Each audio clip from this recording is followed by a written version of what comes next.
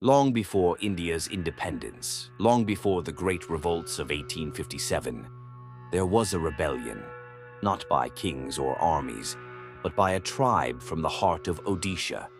This is the forgotten story of the Khond Tribe, warriors of the forest, protectors of their land, and rebels who dared to defy the mighty British Empire.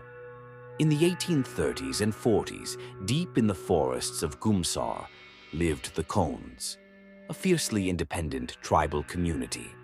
They had their own laws, their own gods, and lived in perfect harmony with nature.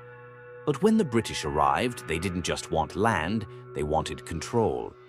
They tried to civilize the Khonds, banning their traditions, rituals, and festivals.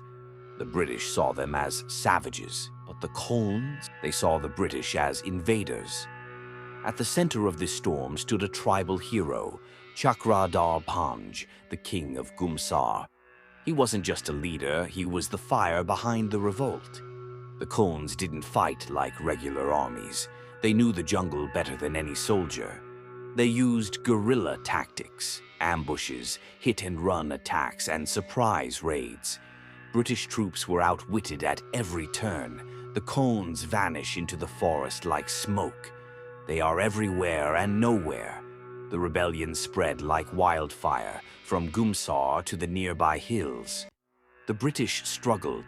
Their modern weapons couldn't match the Khonds' knowledge of the land and their will to resist.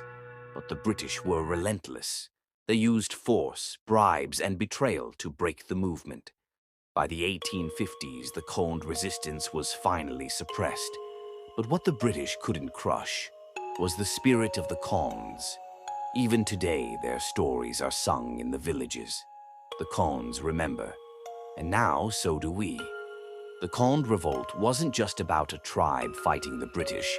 It was about freedom, identity, dignity, and it deserves a place in every Indian history book. Because freedom didn't start in 1947. It started deep in the forests of Gumsar,